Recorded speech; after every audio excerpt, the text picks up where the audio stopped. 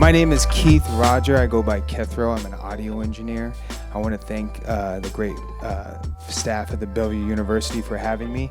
I got an email asking, hey, do you want to moderate this panel? I was like, you really want to give me a microphone? And somehow I keep doing this and I love it. I love talking to my friends and I love talking to very intelligent people. But as an audio engineer, I'm also have this really intense addiction to audio and sound.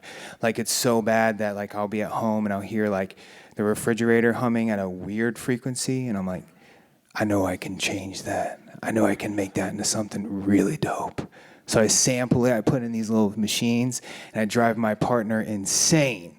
She's over here hearing, I made like techno, so it's like, drives her nuts. I should have warned her before we started dating. Anyways, let's get started, shall we? I want to introduce these wonderful humans next to me. These are some really great people, and I'm really excited to talk with them tonight. The main subject, my family, Marcey Yates right here. Marcey Yates is a local hip-hop artist, recording engineer, and a producer, above all. And he's also a founder of Culxr House, which is a creative hub in North Omaha. Definitely helps out with the kids. I think a lot of generational growth you'll see in the next 10 years plus will be because of this man right here. So get his autograph now, take your pictures now. Because I know in due time, you know, the youth are going to be coming up. Like, what do you know about Marcy? Like, what do I know about Marcy? What do you know about Marcy? Amazing. Please make some round of applause for this man. Next, we have JoDee Goracke. JoDee is the program director and associate professor of industrial/organizational psychology and the co-founder of the Art and Science Incubator. Her research focuses on transformative learning, empathy, and human-centered design. Also the person who asked me to do this, which is really nice. So please, let's round of applause right here. And Dr. Jerome Lewis is an associate professor in psychology at Bellevue University, and his research focuses on the victim role and the psychology of morality. Please, round of applause. Round of applause. I'm so excited to talk with you cats. What are you doing? You all ain't got your microphones? You gotta grab those. So, before we get started, behind me you see a QR code right here. Now, we thought like, with these panels, we don't want you to be bored. We thought maybe you can participate a little bit. So if you take out your cell phones and you scan the QR code, it's actually going to be a little questionnaire. And what you can do is answer these questions. And we're going to kind of, they're going to send live updates. So music and psychology are universal human experiences that shape how we feel, think, and connect. And by bringing together the art of music creation with the science of human behavior, we discover new ways to understand both the fields. This intersection of creative and scientific perspectives demonstrates how diverse approaches can unlock innovation, a principle that extends far beyond music and psychology to any field where new viewpoints can transform our understanding. I love that. Did you write that? That was amazing. You're way better than ChatGPT. So, you know, JoDee, I kind of want to start with you, and I want to go ahead and kind of ask about the origin story and evolution of this whole thing that we're a part of, this whole project that started. Can you kind of talk a little bit about it and maybe even tell me a little bit about it, because I'm kind of new to this as well. Yeah, so first of all, thank you everyone for being here tonight. This has actually been a year-long project with Marcy. I think I reached out to him the first time, I think it was in January, you know, asking him if he had any interest in being the artist side of the Art and Science Incubator. And what really, you know, part of me being a co-founder and my background being psychology, part of what I really wanted to bring to the incubator was the social sciences. So psychology, social sciences aren't always involved in these discussions. They're not always included in STEM talks, but it is a science. And I think I always had Marcy in mind as the other side because psychology and music are so related, I think, as how we are trying to understand people, how we relate and connect to people. Him as an artist, maybe trying to create an environment where people connect versus psychology where we're trying to understand why people connect or what it is about the person that connects with whatever it is, whatever stimulus you're talking about. But I remember when I first reached out to Marcy, and I'm curious your reaction, but I remember we were supposed to meet briefly, and I think we ended up talking for like 2 hours about all the different ways this project could go. And what struck me was immediately he said, I don't want to go the route of bias and people having bias towards hip hop or rap. That's a very surface level psychology relationship. It's obvious, and it's not something I want to further highlight. And I think that's where it was like, yep, like this is the partnership I want. This is going to be interesting that, and when he was talking about, I want to understand like the deeper connection, the sound science behind what people connect with. What I knew he was saying was he wants to understand latent constructs as a psychology researcher. So he wants to understand like those unobserved factors that you can't see what it is people are doing, but somehow you want to capture it and measure it. And so, yeah, it kind of started from there. But yeah, I'm curious, Marcy, your take on it.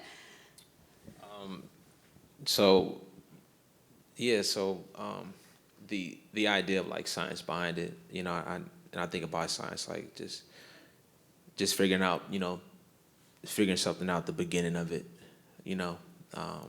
I went to school for arts and sciences, right? So it just kind of just rung a bell. But since I, had a certain knowledge of just, of sound and just kind of beyond just like the music of what the consumer hears, right? Just like knowing, the back end from having to troubleshoot and just having to, learn how to be an engineer, just basic things, right? So I felt like, let's kind of challenge this a bit, right? Let's have fun with it. I get asked to do collaborations and things like that often, and I'm left to think of what that collaboration is going to be, right? But you bringing this to the table, and then me having seen the previous installments, right? So I'm like, really, I'm interested already, right? We're gonna have psychologists, we're going to university, so I'm like, let's really do a study, but something that I'm interested in, and just always been fascinated at how just music has, moved people, right? Mm-hmm. And can change your mood, or you listen to it for certain mood changes, right? So yeah, that's kind of that, Yeah.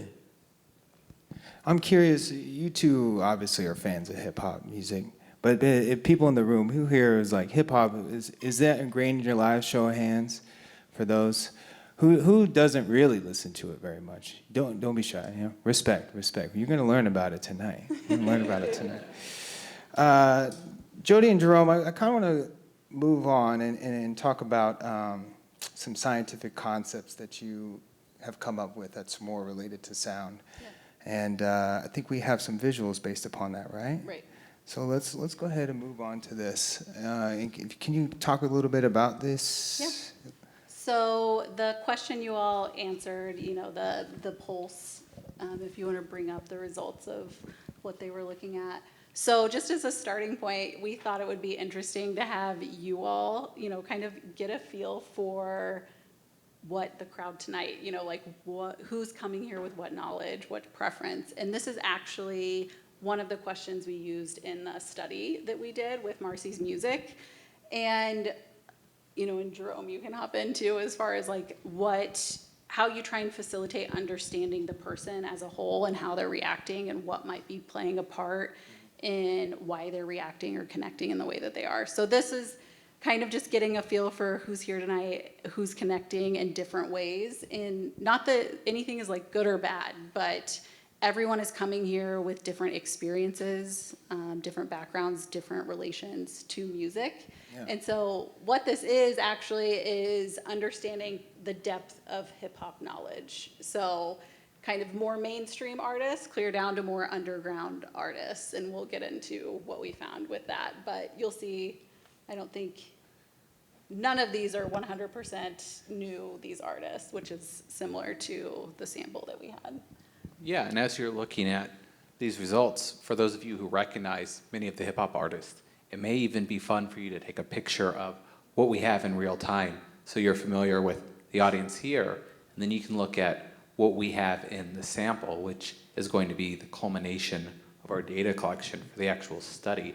And you'll be able to look at, well, how well does this audience represent what we actually collected, which is a huge part of the process of making art and science collaborate, is how well are we really representing the general population or the people we're really interested in studying. Nice. What are some of these artists up here? I don't see names, I only see photos. Yeah, so Like highest rated. yeah, you can over see here. Kanye, Oh, Jay-Z, Kanye, okay, nice. Yeah. Eminem, Cardi B, and then Tyler the Creator. So we Nice. actually grouped these in like more mainstream Yeah. music that maybe even if you don't like hip hop per se, you probably know or have heard Kanye. But the further you go down the list, more underground, you're probably deliberately seeking out hip hop. You kind of have a deeper interest. And so that was, Marcy came with questions of maybe people who have a deeper understanding of hip hop might relate to my music differently, and how do we capture that? So this was one of the ways we were trying to quantify that. So clear down to, MF Doom. I forget who else we had up there. 22% of you know MF Doom. Yeah. Respect. Yeah. Thought that number might be lower. That's like serious deep cuts right there. Right? Brother Ali, I know, is up there. Yeah, I forget. Do you remember who's Very on cool. Brother? Yeah. Yep. Nice, very nice. So we have a little brief sound demo too we want to talk about. And can you show us this? Honestly, when we were going through this made me real nervous because this is like a hearing test. Oh, yeah. And I was like, oh man, this might make or break my whole career right here. I've been to an audiologist. They say I'm good, but then every time it pops up, I'm like, So can you talk about this a little bit? Maybe we can... Yeah. So I will say, the auditory psychology professor, he is not here tonight, Mike Russell. Yeah. So I am going to just give a very high-level overview of sound. And what Marcy brought to the table as far as one of his questions was wanting to know, does sound frequency, the level of sound frequency, affect how people react to it? So there are studies of, how high or low sound frequency affects people. There's copious amounts of research on just single sound effects on people. And sound really being the number of waves that pass per second, and that's measured in hertz. And as humans, we have this range, so this 20 to 20,000 hertz range is what we can hear, but there's all this other sound happening in our environment that we can't perceive. Yeah, like the cell phone, for example, is like more in the mid-range that you just heard. So that would probably fall between like... We all heard that? In my brain, I'm like, yeah, that's like 1 to 4,000 hertz range. Yeah, It's like audible. I guess. That's how my brain works every time. Marcy's too. I'll be with Marcy. I'm like, yo, bro, yeah, cut that 15K right out of there. He knows what I'm talking about. People think we're talking about drugs or something.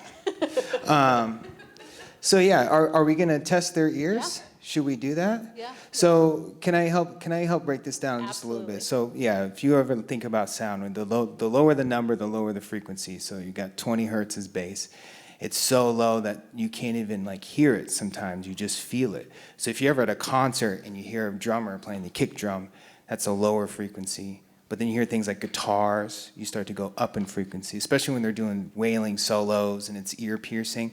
That's when you're reaching the higher end of this the frequency spectrum. But when you get up to 19,000 hertz, that's like so up there you can't hear it anymore. Your dog probably can.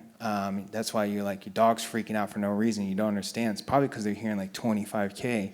And it's probably just absurd to them, and to us, we just won't ever know what's going on. So yeah, when you're ever driving, or when you typically think of cities and the ambient noise of a city, it's generally in between the 8,000 and 19,000 range. When you hear the human voice, that's 4,000 to 5,000 hertz. My voice is a little bit lower, but your voice, JoDee, might be a little bit higher on the frequency spectrum. Unless you get mad and your voice goes a lot lower, it may change.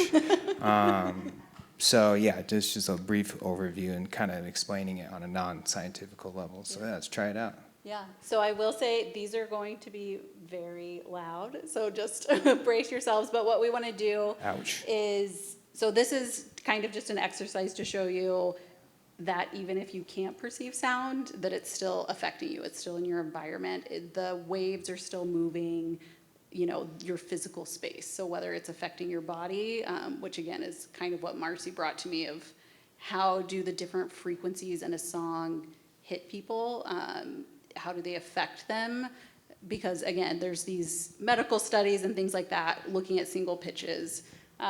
So this was, you know, kind of getting at how do we adjust frequency and understand how people react to it. So what we're gonna have you do is if you hear it, keep your hand up until you do not hear the next frequency to just kind of see what people are hearing and then how many people are still continuing to hear the sound. So these are 3 seconds. Again, they're very high pitched. So hopefully we have the sound adjusted here. But so keep your hand up as long as you're hearing each frequency, and then once you stop hearing, put it down. So we'll start with the first one. Okay. Youch. 15,000 now. Make sure it's lower, yeah. Oh, thank God. Okay, All right. let's see, I know I could hear it. We'll see if that's strong. Great. Can you hear it? I can't hear that one.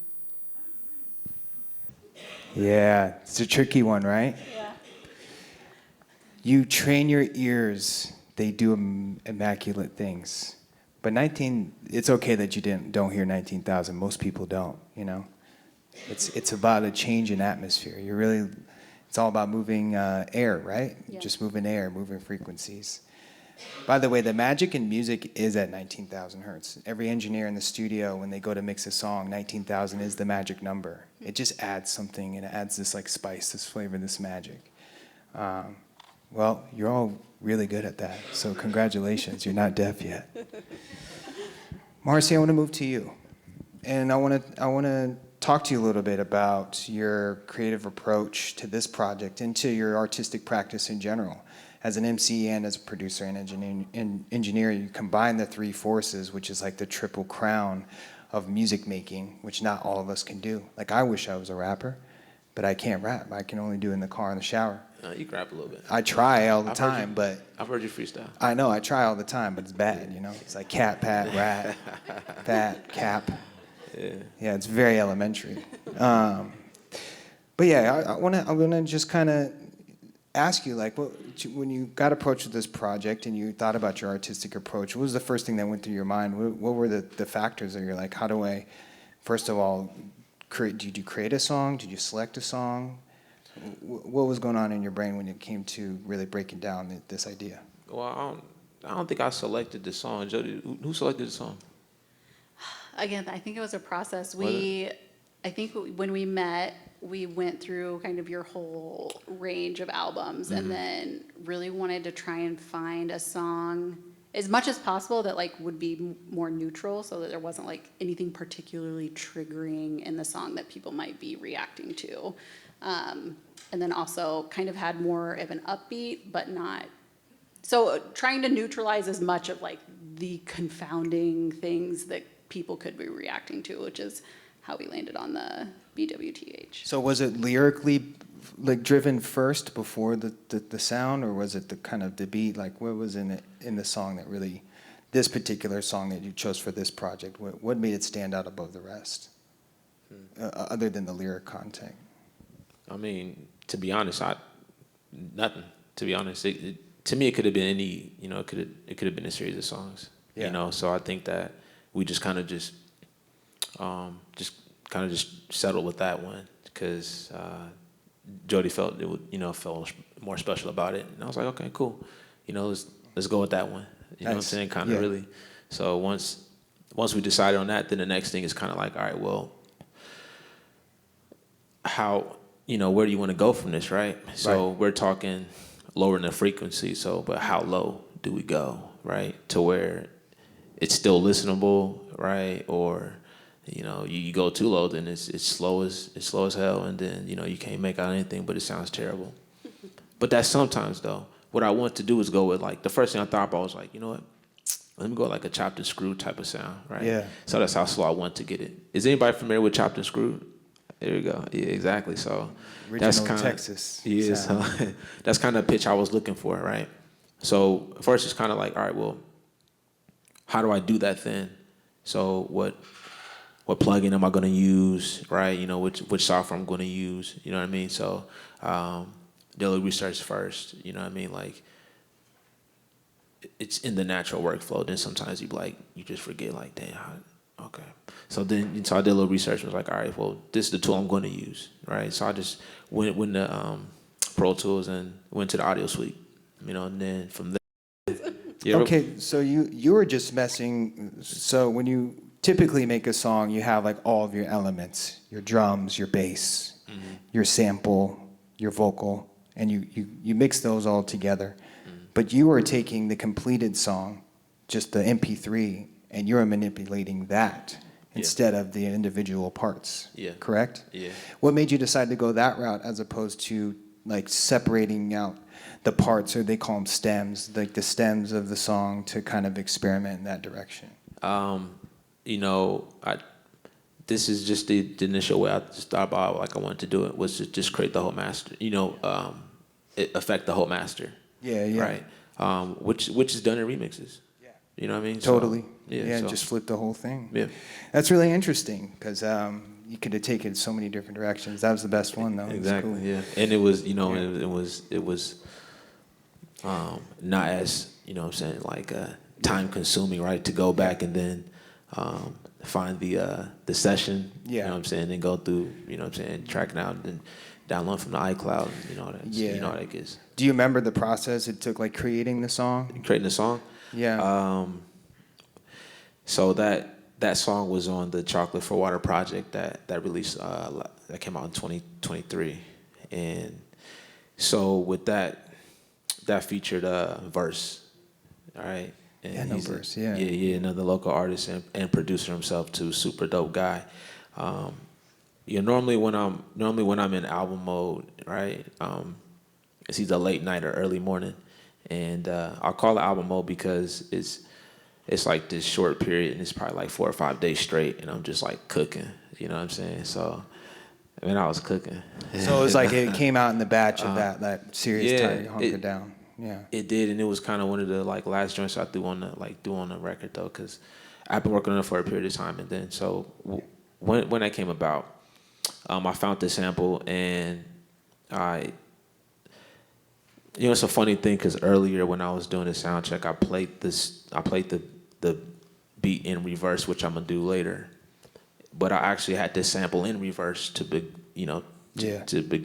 with, you know what I'm saying, and so doing that, and you know, I wanted something that was kind of more not on the commercial side, but just more on the funner side, you know what I'm saying, for me. You know what I'm saying, doing it. And that whole album's kind of like that theme. Yeah. Like you could tell you were having fun with it. You know. Yeah. I have been fun, and then just trying to tell the truth about stuff, man. Yeah. You know what I mean? So really, how that came out, you know, I wrote a verse, and then you know, it was one motion though. So I'd say this: normally I'll create the beat, then I'll record, and then, you know what I'm saying, like I'll create the beat right and then record, like all in the same like session. Yeah. You know what I mean? Just because I'm you know, I can do all three, as opposed to like a rapper might like have the beat and then, you know, just come into the studio, give it to an engineer load it, then he go into the booth and then, you know what I'm saying, just record. But you know, the luxury of just having like your own studio, man, like you can take your time, you know what I mean, and you know, feel really it out. And really just like, you know, feel what you're doing and decide what you're doing. You know, like deciding what drum kicks you're gonna do may take a while. You know what I mean? Like, it's not like the first drums that you come across, you're like, I'm gonna use those. Like, it's really a process. You know what I'm saying? Yeah, but absolutely. I don't remember how long it took me to, you know what I'm saying, to create it. But, you know, once I did, you know, I felt like it would be a dope track for Verse to be on, you know, thinking about my producer side. And then the bond with the homies is like, I just wanted something fun and catchy. Yeah. You know what I'm saying? So, you know, I think I achieved that with that. Yeah, and you work really fast. Like your pace is crazy. I mean, when we had the meeting on Monday, he brought this little machine here, which is called SP404. It's used to make beats, loops. I was like, teach me how to use this. And we were speaking and talking. 10 minutes later, boom, we had a track ready to go. I was like, I think it's ready to move on to this. I did give like, you. Yeah. I gave one to. There was a fast Yeah, it was tutorial. nice. Though. That might be my first song I rap on, though. But see, you know how to play the chops because as soon as you got them in, you was already Yeah, going. You yeah. already knew Anybody what to can do it, but you work really fast, and that's amazing. Well, thank you for kind of breaking that down for us, because as the Triple Crown, it's like everybody's interested in the process, and I'm always interested in your process. I know when you get in the studio, it's like always so random, so I never get to catch you in the studio as much as I want to. JoDee and Jerome, I kind of want to move over and talk a little bit about some social concepts, if that's cool with you. Here in my notes, we have something called the mere exposure effect. And I'm kind of curious to know what that is. Yeah, so the mere exposure effect is a really well-studied phenomenon in social psychology, where basically we have this negativity bias when we first encounter something new. You've probably had this experience when you buy a new cell phone or a new computer. I had a friend, every time she gets any sort of new technology, she just complains about it for weeks and weeks and weeks until she figures out how to use it. And so we all have this negativity bias in general because it's protective to not be too open to new things. But the mere exposure effect is, as we continue to interact with these things, we get comfortable and familiar with it, we start to like it a little bit more, as long as we don't have an overt negative reaction to it. So the mere exposure effect really explains why, as we get familiar with things, you hear that DJs play the same song over and over again, you hear the same commercial over and over again, you suddenly start to feel a little bit more comfortable with it, a little bit more happy with the way it sounds. So that's the mere exposure effect. Like the McDonald's theme song? Yeah. Or the Coca-Cola polar bear ad? Right. Because nobody likes that stuff at first, but now we can't get it out. Or the Menards theme song? Yeah, or Nickelback. That song rips. That's a good one. Y'all know that tune. You see the video of them singing that at the wedding? They butchered that. I was so upset. I'm like, they shouldn't have done that. Okay, so that makes sense. Well, yeah, I mean, that's me. Thanks for breaking that down, because I'm learning something new today. Now I think we can, should we move on to more, another question? I know Yeah. we're asking more questions out there. Maybe we can break it down on the screen here. Well, and just to give you context, why are we defining mere exposure? Yeah. That was kind of one of the central psychology aspects we wanted to figure out how we capture in the study. So Marcy actually came to me with like this listening task. It was a Kanye song. And because at first we were thinking about, okay, what if we tried to change the genre? That was like one of the questions. What if we took his song and made it sound like a country song, And that was one route we went down. And he actually had me listen to this Kanye song that was, written one way and then also turned into a gospel song. Oh, yeah. Yeah. Ultralight beam? Ultralight beam? Yep.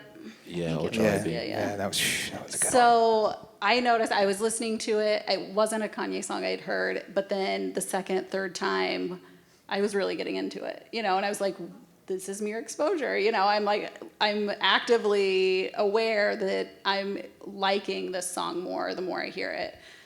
So that was part of what we built into this study, was making sure participants didn't just have one session of listening to Marcy's song, that we had them listen to it twice to see if this mere exposure effect had an effect, and what went into that relationship with his music. So that's, kind of why we're defining mere exposure as part of this study. Okay, cool. Do we have any examples of this that you want to show? So, I think just reflecting on your own experience, but we also have kind of part of the study is this complex relationship with music. So, we started with a single sound that you can hear it. It might be off-putting. Some of us have this universal reaction to noise, nails on a chalkboard. I don't know anyone who would say they like that. I guess it would be a little worrisome. Sometimes. Yeah. So we have this activity. And I think if you pull up the meeting pulse, so the QR code's there too, And this will be another question we'll go through. So we're gonna play the songs, and just as kind of an initial example of how people have different connections to music, and the different relationships and how it can get more complex. So we'll go through these. You should see the next question, and then we'll play 4 sounds and then look at how everyone compares. And this is just kind of some context to build off of, a single sound into more complex connections and relationships to music and sound. Right on. Cool. We had 4 different sounds. So, kids laughing or a baby laughing. And this is what this kind of encapsulates is usually there's not a more complex relationship with laughter. Most people feel happiness with laughter, that there's not, something particularly triggering. But so then we, Star Wars, which if you're not familiar with Star Wars, you might feel like that this has like an ominous feel, but maybe you love Star Wars and you have a happy feeling. So this, we suspect, if you were to be responding to it, there might be a range of reactions, because your relationship now is a little more complex. And then, Outcast. I was telling someone the other day that happy is like the new Hey Ya. And they were like, actually, that was the song I was going to put on there. Pharrell. I was like, it is, right? And we had to stop the combo there. So what that exercise, with Outkast, I would say most people probably feel like it's upbeat, maybe you're energized, but maybe you had a boyfriend that you hate now and he loved Outkast, and maybe Absolutely. You have Absolutely. a more complex connection to that song. So this was just kind of an exercise to demonstrate kind of how you moving from a single sound to music to something that is a more dynamic relationship gets kind of more complex in how you understand how people are reacting and why they're reacting to it. Yeah, and so building on what JoDee just said, when we're thinking about the mere exposure effect, we're often thinking of very simple stimuli, something very basic like the McDonald's soundtrack, very simple set of tones. But in reality, we have a context in which we understand sound and music, and so these songs, if you took piano when you were growing up, you'll have a assumption about how that music should sound and how that should feel. If you are familiar with Outkast, then you have this vibe that you get from the music. And so we see that the mere exposure effect by itself doesn't really fully explain the dynamic experience we have with music. As like music fans, I think generally music fans, mere exposure effect maybe is not as, it doesn't take as long for us to fall in love with something as opposed to somebody who just listens to music in passing or in the background, where it may take way longer for them to actually like the music or the sounds or whatever. Cheers. We gotta go into the Coca-Cola marketing rooms and figure out what they're doing there, because they got us hooked, man. Disney, they got the formula down. We have a video that we made. And this video is gonna be a little bit about the process and a little documentary about these 3. Should we go ahead and show it? Yeah. You guys wanna watch a movie? We're in a theater. Let's go ahead and roll this tape.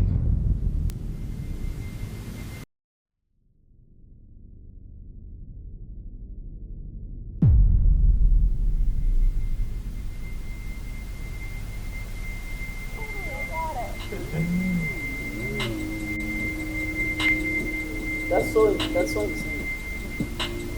How we hear the world and the fact that sound influences us is something we're really still at the real foundation of studying. There's so much we do not know. Yeah, it's like holding it on that side. Oh, there you go. I can see it. We tried to come up with a project that would let us use music, specifically hip hop, to better understand questions of how do we bring people together with music.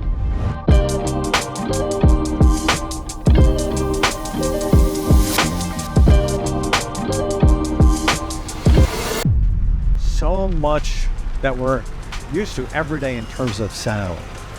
Whenever sound is created, it requires the interaction of 2 entities. The entities can be of the same material, states of matter. It can be two solids. In a quiet environment, all the air molecules are equally spaced apart. If you hit something that's very thin, a material that has very little density, think a spray can with a little ball in it. So as that little ball hits it, that can side of the can is going to vibrate, and that vibration is going to create the frequency of the sound. The high part of a sound wave, the peak, that's high concentration of air molecules. And then those low areas, that's the trough, that's the valley, that's little or no air molecules. And so you get this sound waves that travels through space. We just talked about how loud is the sound. So when you think sound amplitude, think loudness. When you hear frequency, think pitch. And so what we're going to do with frequency is measure how many of those sine waves there are in 1 second. So hertz is the number of cycles per second. We're not sensitive to all frequencies. So human beings have a range of hearing from 20 hertz or 20 cycles per second all the way up to 20,000 cycles per second. So imagine trying to draw 20,000 sine waves in the span of 1 second. But speech is in the range of about 2,000, depending on the type of voice a person has, from about 2,000 to about 4,000 to 5,000 hertz. And that's our frequency range. And that hole in your ear, it's changing shape. And it was designed for that 2,000 to 4,000, 5,000 hertz range. But as we're getting older, we're losing our sensitivity to sound. So we need things to be loud because our ears, well, they're the connection to the world for sound. It's every part of our life. Imagine trying to go through life without being able to hear.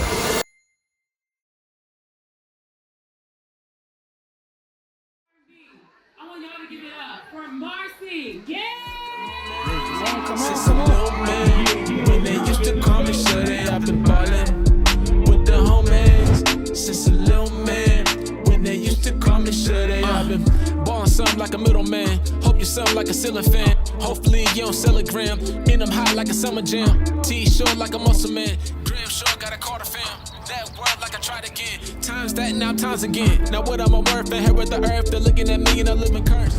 As I approached you about this project, about being an artist collaborator in the Art and Science Incubator, you naturally came to mind for me because in my research, I'm looking at empathy, community building, community problem solving, and on top of that, you founding Culxr House, how you're coming at this project and your understanding. I'm spontaneous sometimes, so if it's something that's different and it just strikes some interest, I'm like, okay. The thing that stood out the most was like science and music and the collab. Well, I went to Arts and Science, Institute, right? Because I went to school for a sound engineer, used education that I learned in a different way, you know what I'm saying? And just kind of more showcasing like I'm more than just like an artist. I'm Marcey Yates, hip hop artist, producer, and the founder of the Culxr House. You hear you gotta have 8 streams of income. You gotta have some hustle to you. It was called the New Age hustle, is what me and my brother used to call it, He introduced me on underground hip hop, my brother Jeff. So the thing about the music that he introduced me to always had a conscious perspective.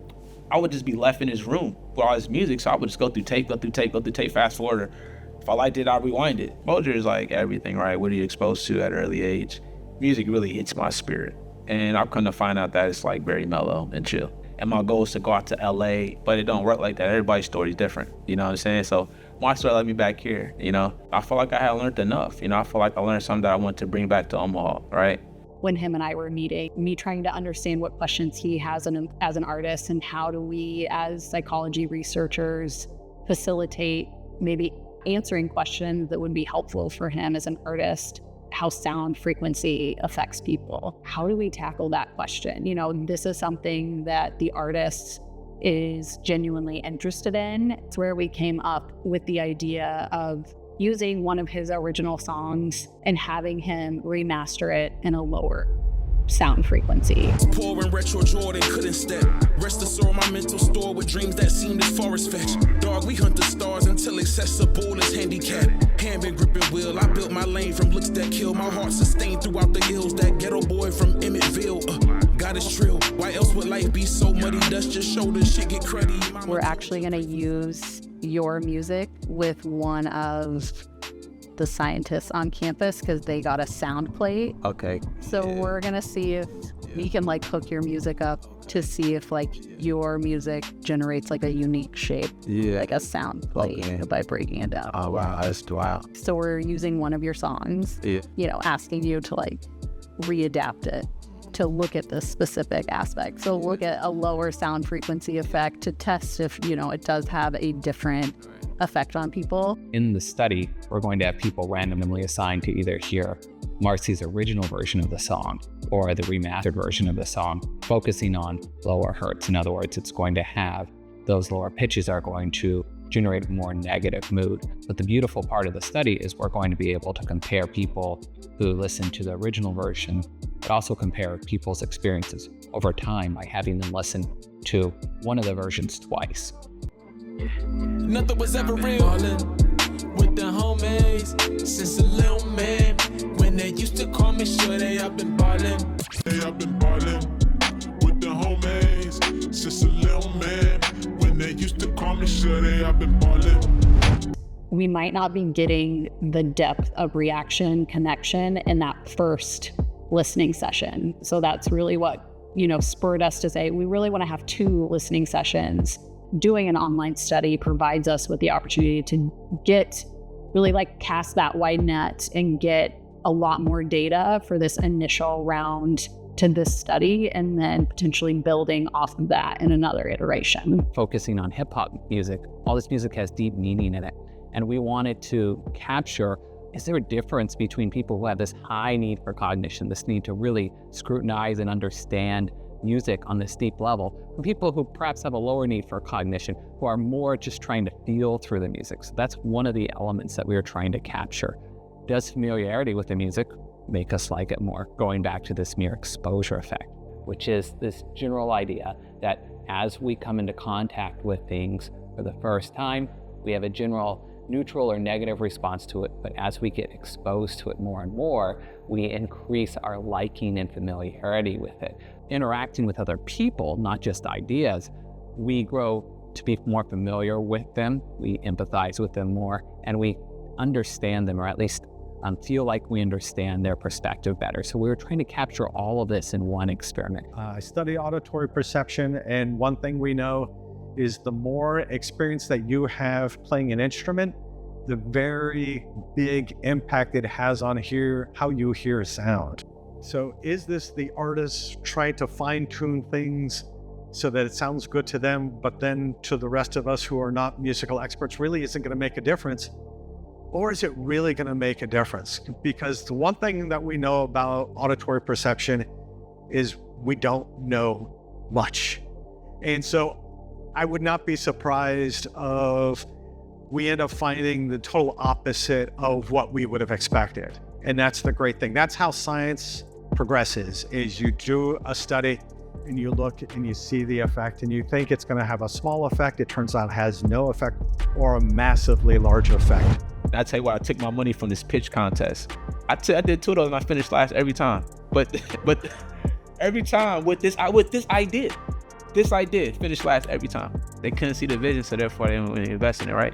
And when people can't see it, they can't fund it, and they can't support it either. So anyways, they did give me $1,000 though. Now it's a down payment I put on this building. After doing a couple music festivals, like learning from that, I was given an opportunity to come down to 24th Street, where we at now, at the Culxr House. We were just incubating, trying to jumpstart things here on 24th Street, because we knew a rebuild was coming. We got the Forever North plan for the streetscape. I was in those boardrooms, right, when they're coming up with those plans on what the new vision would be for North Omaha. So with me being an artist, yeah, I can address the needs of the artists like easily, right? I know what they need. I went through it. I'm an artist. You need space, studio, recording time, somewhere to perform, access to resources so you can upload your music, right? So you can shoot videos, right? Create content, right? All things artists need, and also pay, right? At Culxr House, what we want to do is, try to expose artists to those other things that's in the community too. As artists, we are supposed to reflect the times, right? This is substance here, you know what I mean? No matter what forces are against you, it doesn't matter. But if the people rock with you, right? You know what I'm saying? By the numbers, then others gotta rock with you. You know what I'm saying? In 2019, we did our grand opening. We did our celebration and COVID happened right in 2020. The summer got hot. George Floyd got killed. And protests were happening all around the country, and they were happening in the city here.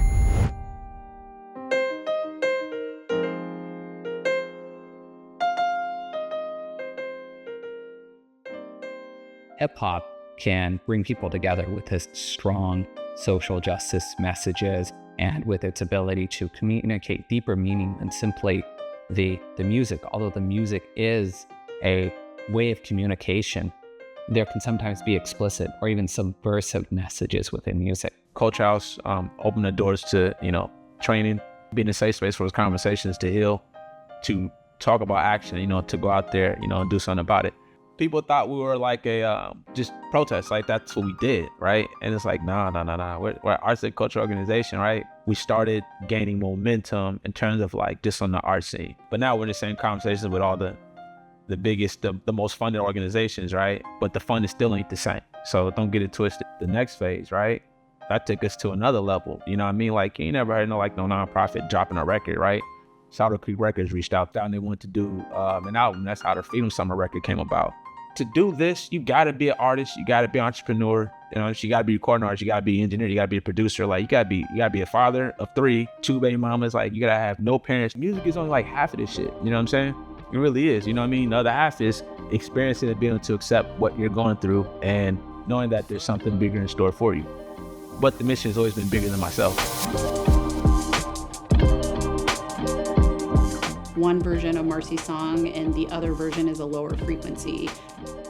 And once they listened to that, they answered a series of questions. So some of those had to do with their depth of hip hop knowledge, how many hip hop artists they recognized or listened to. There were questions about their state anxiety, how they felt after they listened to the music, and then also just how they initially reacted, if they emotionally connected to it. We had 113 people who finished the study.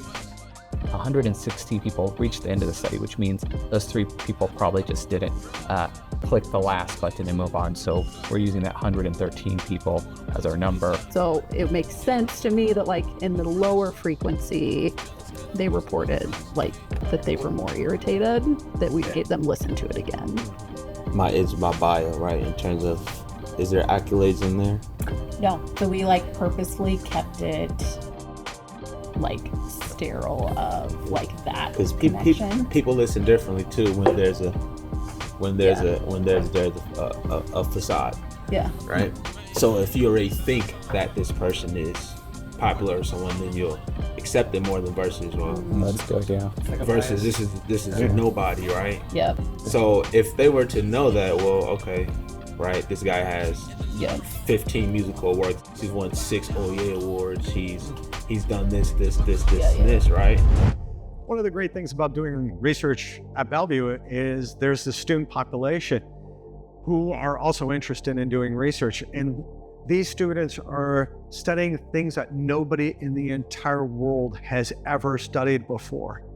And Bellevue University is fantastic about supporting the students. And these are international conferences where they are standing with experts in the field. One thing that really drew me towards Bellevue was the fact that they had non-traditional students and traditional students as part of the student body. So when I get to interact with students, I get to collaborate with people who can be 17 years old all the way to 70 years old.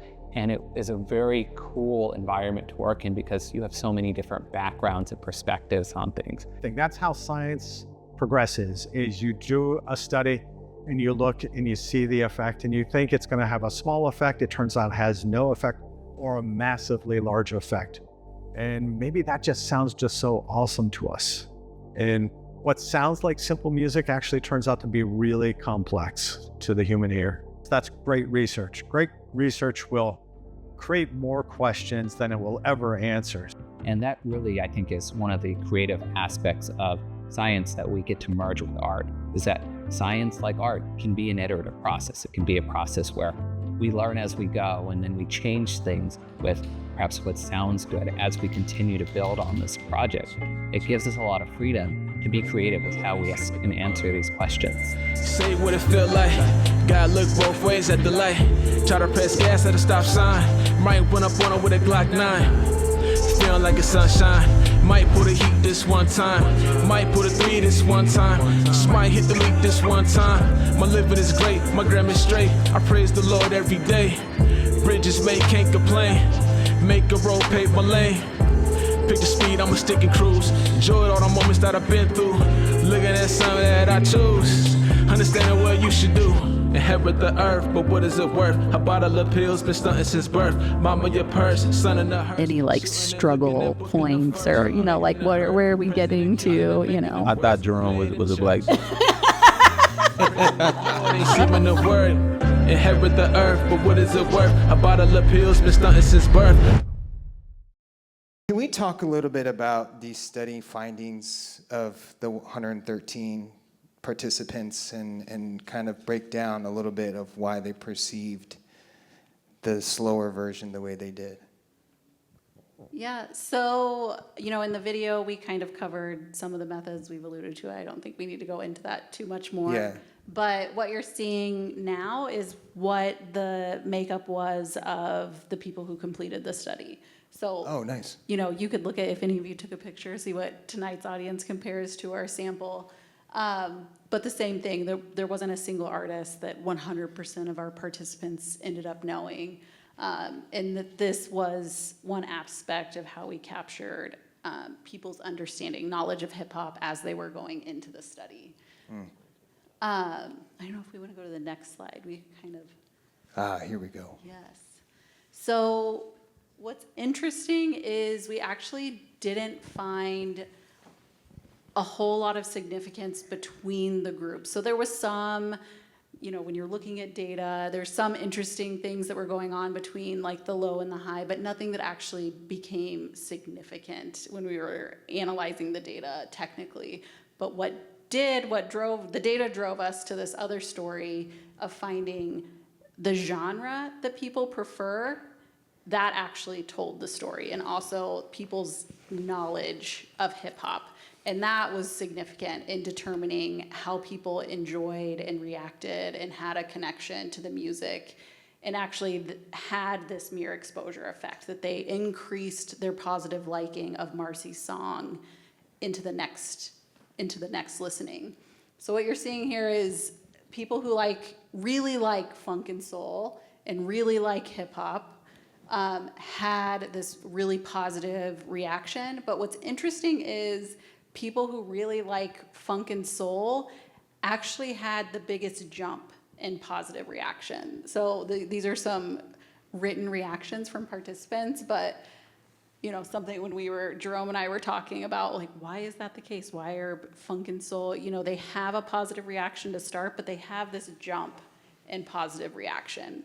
And so, you guys could take that to chew on, but something could be, maybe they're not defaulting to saying, I hear the song, I immediately like it. I know that I like it. Yeah. It's not changing over time. Like someone who likes hip hop, they heard Marcy's song and was like, yep, I loved it. It does make sense though.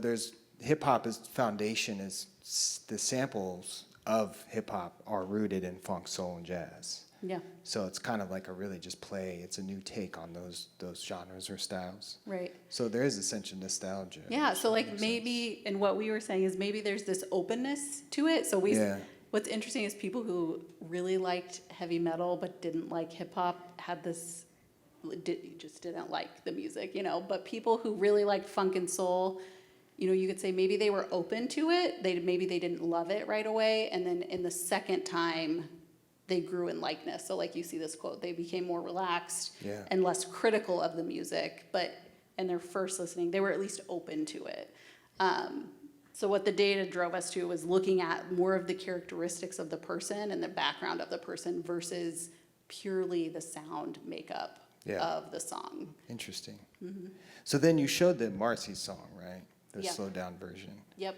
And then, so they heard his normal version first, and then you played the slow down version? Nope, so there were two different conditions. So everyone was in a single condition. So if you heard his regular version the first time, you listened to the regular version the second time. Okay. So you didn't change, so you weren't comparing them. Yeah. So we were just purely seeing if people going through the two and isolated experimental designs had different reactions. And really there was nothing significantly different between those two groups. Right on, yeah. Yeah, so the really cool part about what Marcy did with the song by remixing it with a lower tone is it allowed us to just change one factor, right, which was changing the hertz of the song.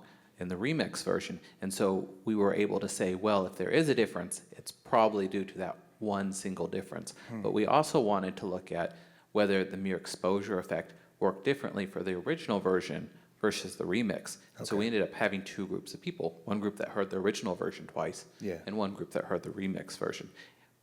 Because we didn't see a difference, at least in self-reported preferences for the songs, we were able to dive into individual differences across the two versions of the song to see, well, how does preference make a difference here? And alluding to your Taylor Swift example in Techno Club, a Taylor Swift fan would absolutely hate that experience. And it's kind of what we saw here, is that someone who's exposed to music that they have a negative preference for, it doesn't matter if you make them listen to it more and more, it's not going to improve their liking of it. The people who really liked it, you got this amplification effect that they were really vibing with it that second time they heard it. Yeah, interesting. So yeah, I guess that plays into this, right? What is this quote here? I listened to the first time, I almost heard the whole. I got cooked on that one.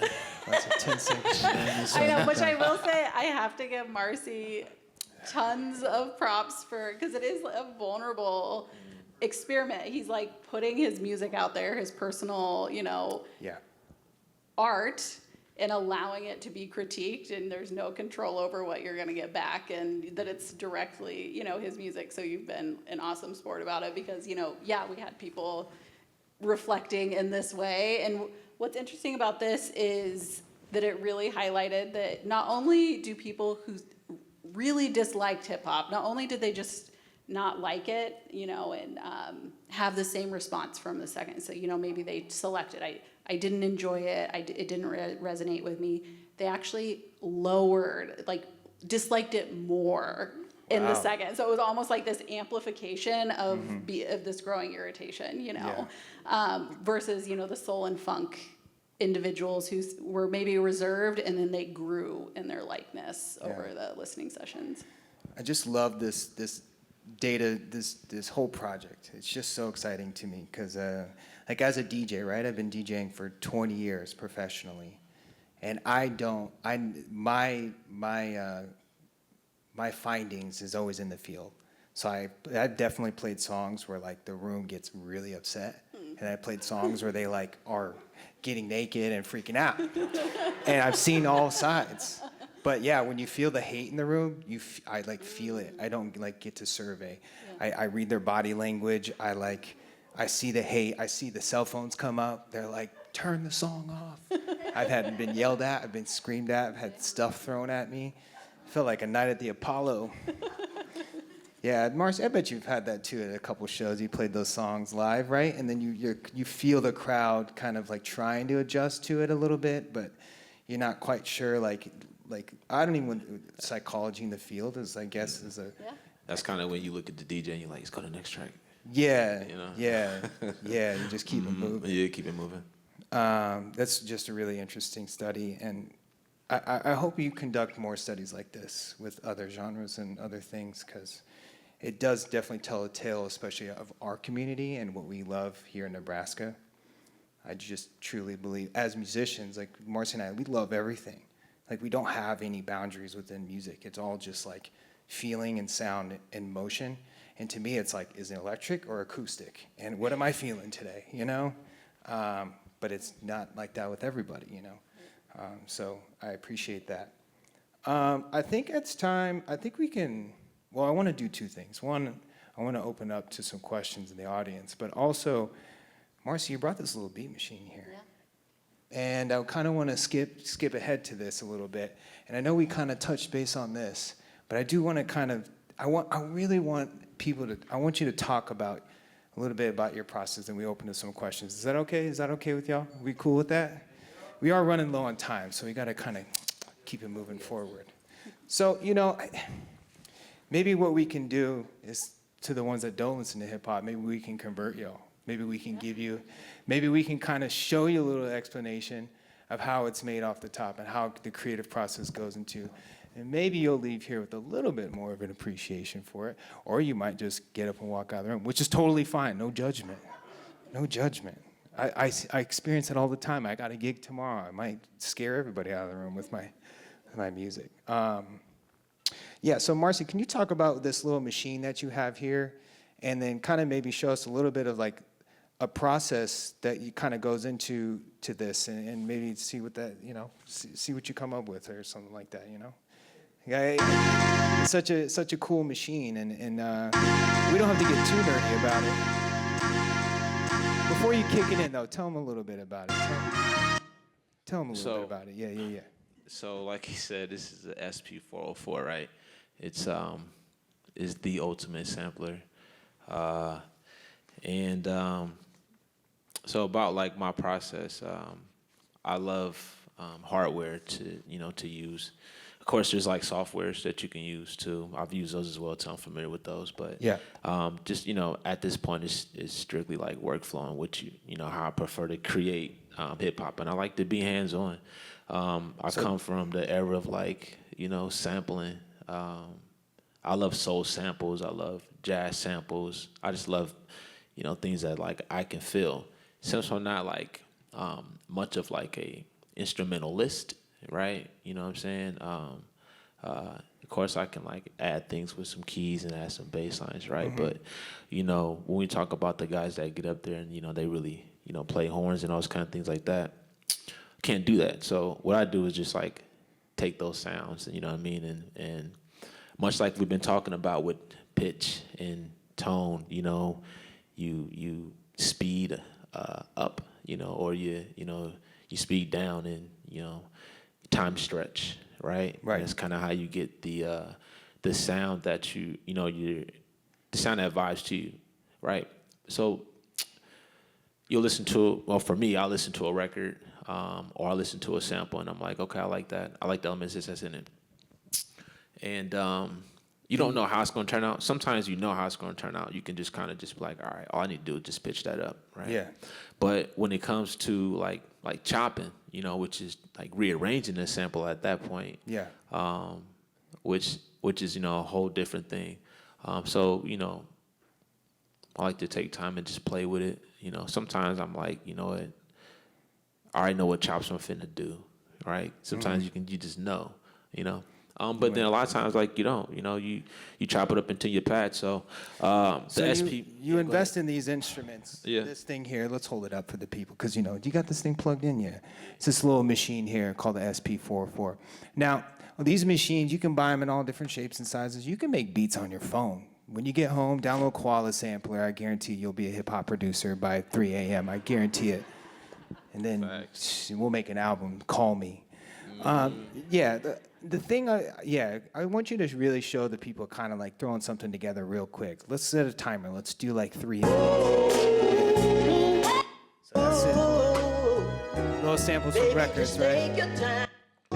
Yeah, so what I'll do is like preload samples. So for this funk and soul fans. That's it right there. All right. That's the first track on my album right there.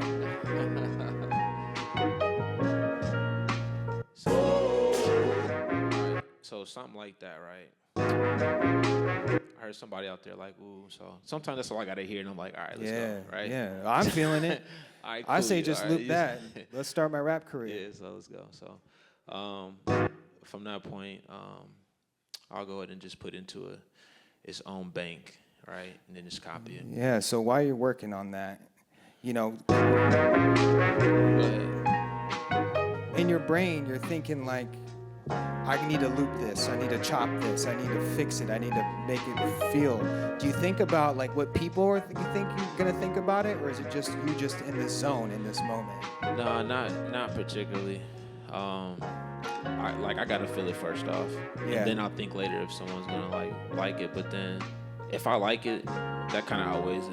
Yeah. And then I'm just at that point anxious to just like Get it out there. get it done, and then like share it. I look at music as art. So, and if you're in a gallery, and if you're looking at someone's catalog, it's the same thing, right? Some things you may stop and look at longer than some other things. Some things it take you a little bit longer to figure it out. Some things you just get it, right? Yeah. And then with some music, it's like that, right?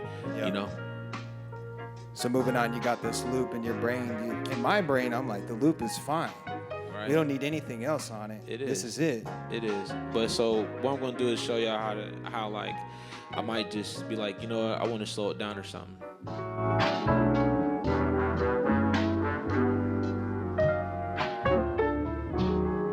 See, like, you can go.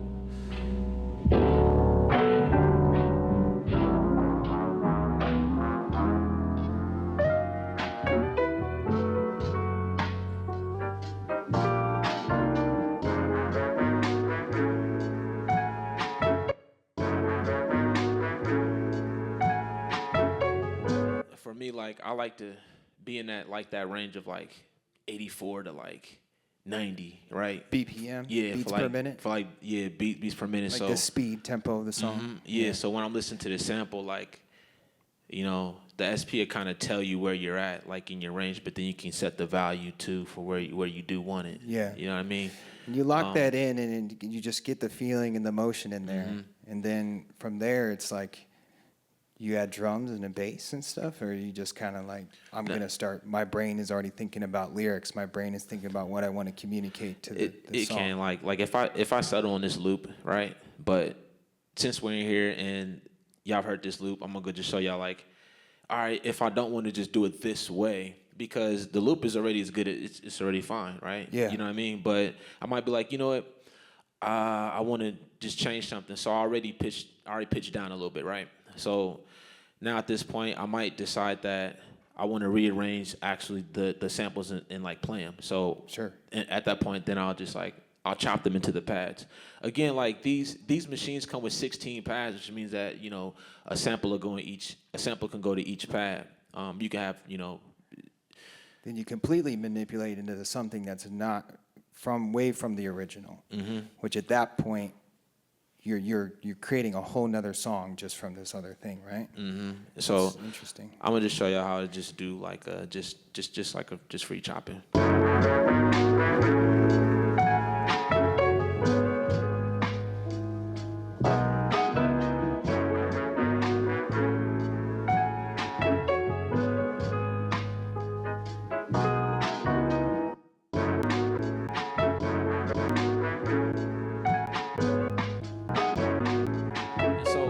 When I'm chopping, I like to chop on, like, you know what I'm saying, downbeats and the upbeats, which is the kick and the snares. That way you can replay it. So like if you played it from 16 to 1, it still would sound cool.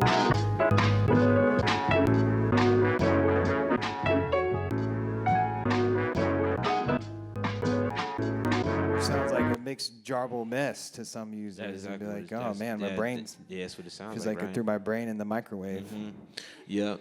And so, you know, one thing I learned about the other day was about how to kill the popping noise, just with like the envelope. So like I don't have to go to each individual chops. But all right, so from this point, I'm gonna go ahead and just. We're not gonna go down the nerd iceberg of beat making. All right. So I'm gonna just assign them all. I'm gonna just assign them all the pads right now.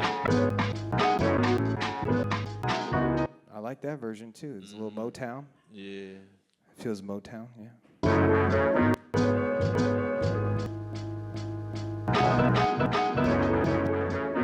So at this point, man, I'll go ahead and just group. Now you understand why my partner goes insane when she's at home with me. That's all she hears is this.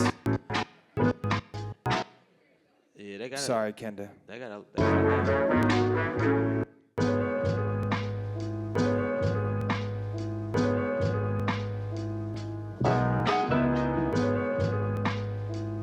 Whole new song.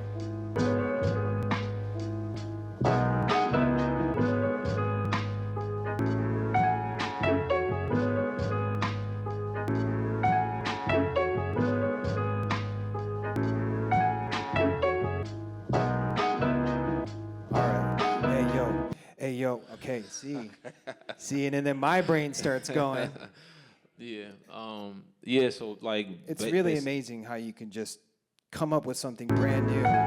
Like, I listen to this song and I don't think that, like, I want to think that, but none of that loop you just came up with did not come to my mind, even when you were chopping it up. You know, it wasn't like, oh, do it this way. It's just like accidental discovery, right? That's really how it is, to be honest with you. Yeah. You know what I mean? And you just sit with it, and you just kind of just spend some time of how many, just how you can flip it. That's just what we call it. We just call it flipping a sample. So it's fun, it's the art in it, what I'm saying, for myself. To me, it keeps me honest in hip hop, you know what I'm saying? Just keeping grounded in those roots. Yeah, and it's like at that point, you're like becoming a historian in your own right. You're preserving these samples, but you're flipping them into something new. You're giving it to the public. The public is perceiving it in a new way as a new song, but you're like carrying the torch of hip hop history of funk, soul, jazz into a new era, to a new generation, which is amazing in its own right. But then also you're playing in this factor of people hearing your artistic expression and choosing to love or hate it, which most people, I believe, love what you've been putting out there because your message speaks so clearly to them. Yeah. It's more relevant than maybe what the original song was trying to convey in the first place, which is really interesting in itself. Throughout music, like a lot of hits, a lot of things are just resampled. Yeah. Right? Resampled after resampled after resample. And I used to catch like flack from people who didn't produce. They'd be like, "Oh, aren't you worried about samples and like and trying to as if like that's not a part of hip hop or like the industry." You know what I'm saying? So maybe some people here are probably feeling different about it. I don't know. You know what I'm saying? But just to let you know, like sampling is just it's one of the first forms of hip hop, but also it's like the longest lasting form of just like pop music. You know what I mean? Yeah. Yeah. So absolutely. And as a user, like as the consumer, this whole data set is about asking the consumer what they feel like, that normal person. What does this make them feel? How does this make you feel? And I think the true story we're trying to convey, right, is we're telling history, we're preserving history, we're carrying that light. No matter if you break it down to an auditory or even down to the atom, if you really want to break it down. I truly believe artistic expression kind of goes above science in that way, right? Like you go deep, and JoDee, this is a question maybe for you, is like, as this, going deep into the science, do you feel like the art sometimes is overcoming all the data, all the numbers, everything that you put together and realizing, well, these 113 people feel this way, but at the end of the day, it's all just perception, right? Because you could interview a whole another 120 people and they may have completely different results. Yeah, which again, I think the overarching kind of takeaway for me and how I approach psychology and community building is with like acknowledging this intersectionality of who people are, that you have all these other, lived experiences, these relationships, the history you bring with things, and that makes the whole person react and have a connection to something, that it's not a single sound in a sterile lab. And that, part of working with Jerome and Mike and Marcy, how do you allow for this holistic human experience, but still try and understand what's going on and feed some information, generally about what's going on, and then build on it. So, we came up with more questions, Marcy asking if they would have seen me perform the song, would they have reacted differently because maybe they empathized and connected with me visually? If you think about going to a concert and seeing someone perform it and then you hear it in your car and maybe you like it more because you remember how you felt at the concert. So we really ended up taking the route of, the questions we came up with was that human connection side versus like more of the sterile sound manipulation perspective by the end of the study. Yeah, that's interesting because sometimes it works both ways, right? Like you'll hear a really good song on the radio and then you see the artist live and you're like, oh, jeez. Right? I felt that way about Ice Spice, man. I love her music and I saw her live at Doja Cat and I left there. I was like, I don't want to buy the vinyl anymore. No offense, I love her music. I think she's great. I was just like, yo, what? But Doja Cat was a much better performer live than her records. Like after the live show, I was like crying. I'm like talking to my homie Neil. I'm like, bro, I think my whole life is different now. She sang a cover of Red Room that's like, I called my mom. I was like, yo, Mom, this is crazy. She's like, I like those songs. I'm like, but live is better. Best $70 I ever spent. Yeah, and Keith, just to your point, we feel more than we know, and we know more than we communicate. So when it comes to listening to a lot of this music and trying to understand people's experience with the music, in science we always have a limitation section in every study because we admit there's going to be shortcomings to every scientific enterprise. There's always going to be limitations Right. to how we approach it. Yeah, so I guess that leads me to my very last question is like, moving forward in future studies, how would you modify or make changes from this study moving forward to kind of further expand into deeper studies in different genres? But also, what is the future of this? How are you going to continue doing this? And do you have plans to continue this? Do you have any kind of endeavor that you'd like to maybe show the public in the future on something? Well, yes, Something else. it would be putting Marcy on the hook going forward. But Like putting them on stage and right. having people wear like tinfoil hats and stuff like that? So, I mean, I think when we actually started with wanting to capture physiological data, so people's heart rate, your galvanic skin index, if you're perspiring, and we pivoted to doing kind of a self-response to kind of let the data tell us what's happening and the connection versus kind of fully committing to this physiological response to sound. So naturally, we could always take that physiological to say, maybe people are reporting that they don't like it, but maybe their heart rate is slowing down and they're actually relaxed, but their connection to the music or their feelings towards the music is kind of usurping what they would self-report on a survey, which would be interesting to look at. But then Marcy had ideas as well of, like if we played a music video versus them just listening to it on headphones, would they react differently? Yeah, music videos are like, that's our generation, right? I stayed up late watching MTV2, 2 in the morning, all the weird electronic stuff would come on. Aphex Twin, I'd be like, yeah, this is awesome. 8-year-old Keith is so excited. Mom's like, go to bed. Well, that's amazing. Could you round of applause for these three for their party? Thank you so much. It's just an honor and privilege, especially to talk to you three, to gain your perspective, to learn from you. As me, understanding engineering side, I only learned the math to make people sound better. Or worse, depending on what they want, what they're paying me for.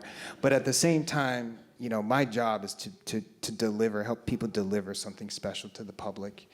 But to hear your perspective and for you to take the time to take and study individuals' reactions to something, music, first of all, manipulation, but even in its raw form, and an artist who touches so many lives, not only in this community, but around the world, is a very special thing. So thank you from the bottom of my heart, and I hope there's more studies like this, because music is it's in peril right now. It's a very, very challenging thing right now. It's one of the few art forms that I feel like it's kind of being thrown in the gutter. The media perspective is hot, but realistically, Marcy and I, we struggle every day in this. So we need cats like you to come in and kind of help, keep people involved, keep people engaged, because music is truly, I feel like, can be healing. It can also be used as a weapon, and I think people need to understand the differences between all that.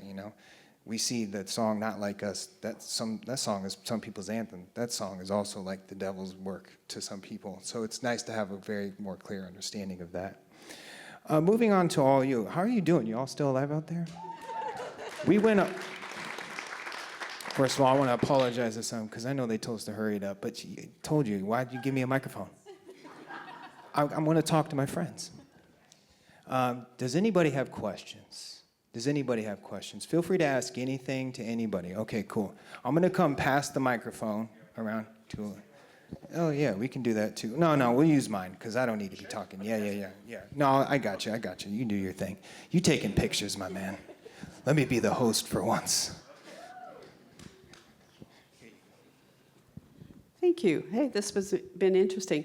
From somebody who never has cared for hip-hop, Marcy, you put that sample together, you chopped up the sample and you created a whole new song. How would you put your lyrics to that? How would you put the voice over that? Because what you've done is you've taken something that was more melodic and created it to be much more rhythmic, right? So do you have to always take something and create it and chop it up to be a particular rhythm, and then you put your lyrics on top of that? Yeah, to be honest, like for hip hop, like the basic, we more like creating like 4/4. You know what I'm saying? Right. So that's kind of what I'm doing when I'm recreating like the sample. So I'm putting it in a way that, you know what I'm saying, I can flow over it, right? Because, you know, that's how we're used to. So that's what I'm doing just consciously already. So you heard me just in 4/4, right? And for me, once I'm in that, you know, when we're writing, right, a traditional verse is like 16 bars, right? So if you look at when I say 4/4, and then we go, you know, 4 and then 4 and then 4 and then 4 and then 4 and then, you know what I'm saying, right? When I'm writing, right, I am writing in bars or in lines. So I am filling out every cycle that you're hearing, right, with words. And so as a writer, right, you can choose to, you know, rap in double time. You can choose to rap slower. You can have more of a slower pace. You can have more pauses. You know what I mean? Like, it's really just kind of up to the artist. Like, once I have it in, you know, in the tempo that I want it, and then in the right measure. You know what I mean? It's kind of on from that point.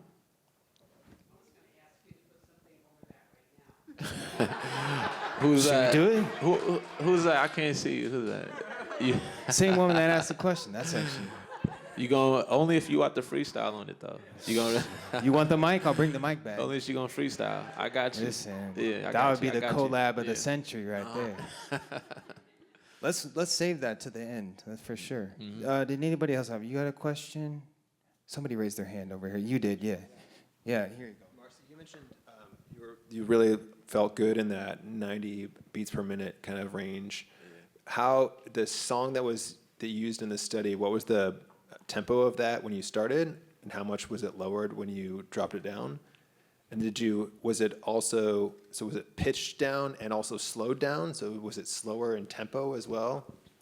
Well, it's the pitch and speed together. So the pitch and speed together is which lowers the frequency, or it slows it down or speeds it up. All right. For me, for that song, I think the tempo sat kind of maybe like 80, maybe 84, 86, I think. You know what I'm saying? So kind of in there. It may sound like it's a slower tempo, but it's not. You know, so it's kind of still in that pocket. But sometimes I'll go lower, you know what I'm saying, like lowering the tempo as well too. And that's just to kind of get out of that, you know, if I'm thinking in album mode, right, you kind of want to change your tempos up a little bit, right? Just because of your track placement, right? And kind of how you want this ride to go, right? If you want to go like this, or you know, like this, you know, when the listeners listen to the songs in sequence. So that's kind of like important. So again, like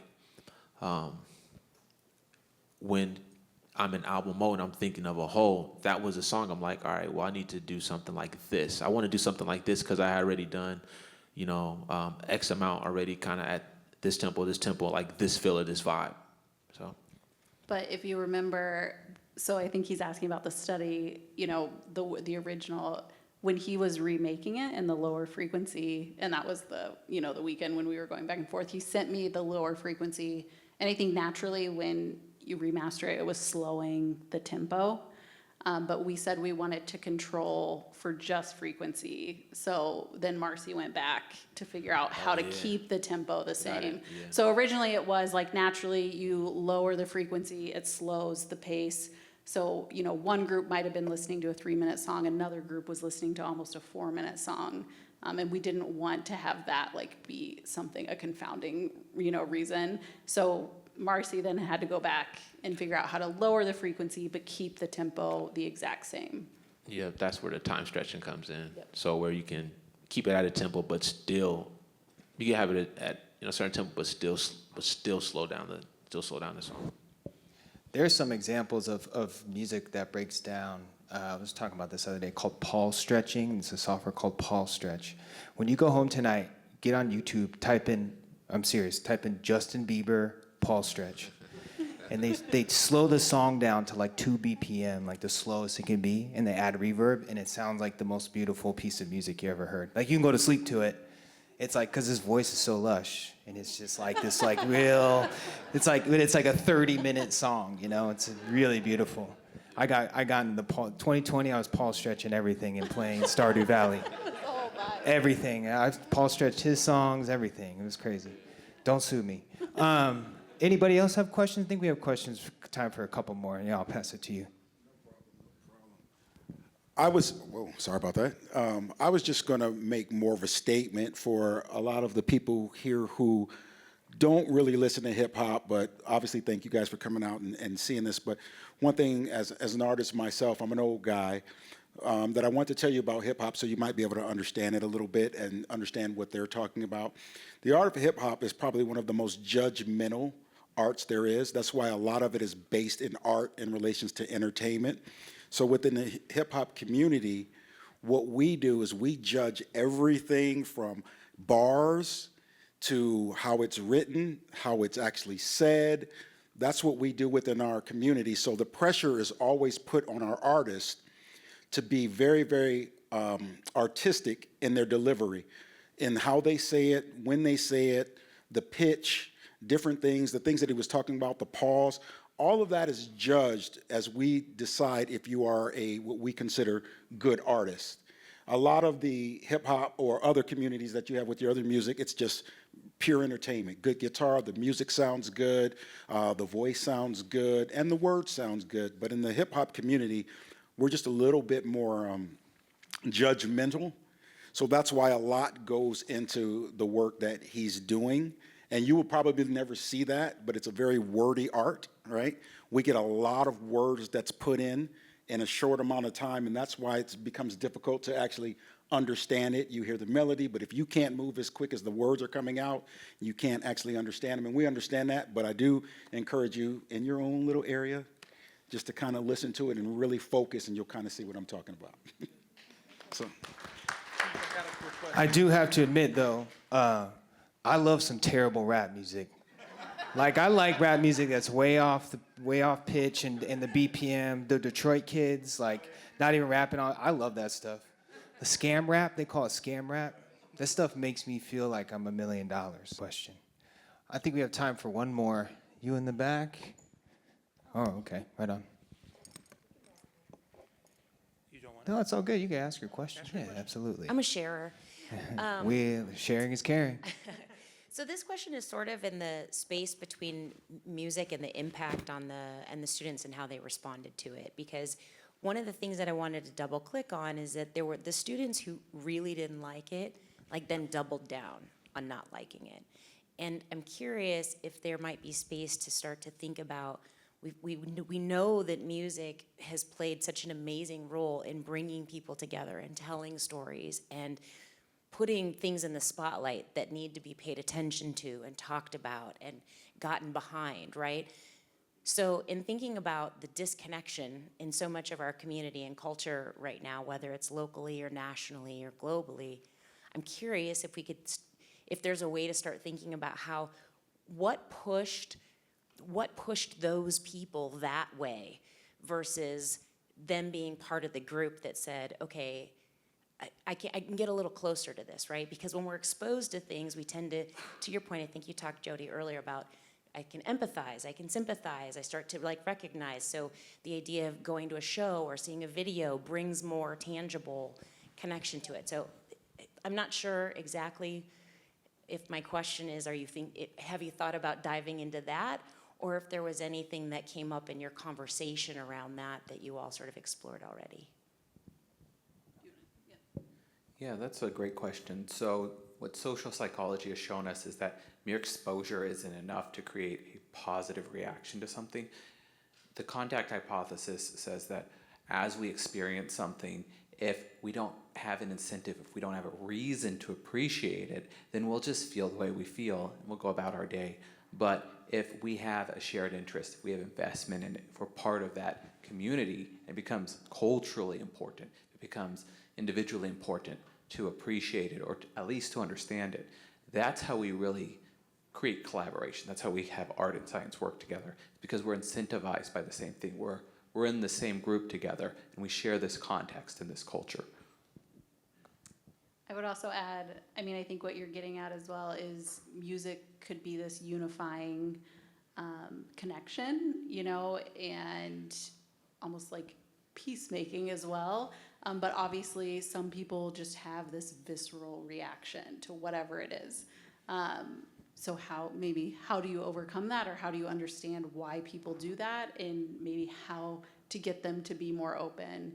And that's where I think some of these questions that we had about building on it, you know, maybe seeing the person behind the music helps someone connect to the music versus just having this immediate, I hear the sound, it's off-putting. For me, honestly, it's country music. You know, I hear country music, I want to turn it off. I wouldn't say I get angry. There were some people that seemed angry as soon as they heard the music for whatever reason. So absolutely, I think the route that we ended up getting pushed down was more about, why do people connect with the music? What is it about the music? How could you get them to be more open to that experience, more connected, and almost more available to experiencing the music versus immediately shutting down, which obviously I think has these broader implications, you know, when you're talking about music, because I think music is almost in that realm of like how we identify as well. Like I think music is such a close part of who we are as people, you know, for whatever reason, your connection to the music has like a deeper, almost like belief, you know, in who you are and how you identify. And just to add to that, like when I was looking at the results, you know, one thing I was like, well, who's doing the survey, right? So, nah, for real, you gotta break. Question, yeah. You have to break it down and look at the numbers though, and these are right here. Yeah. So when you look at it though, right, the higher percentage of folks that took the survey were white, right? At that 79, or yep. That what it says, right?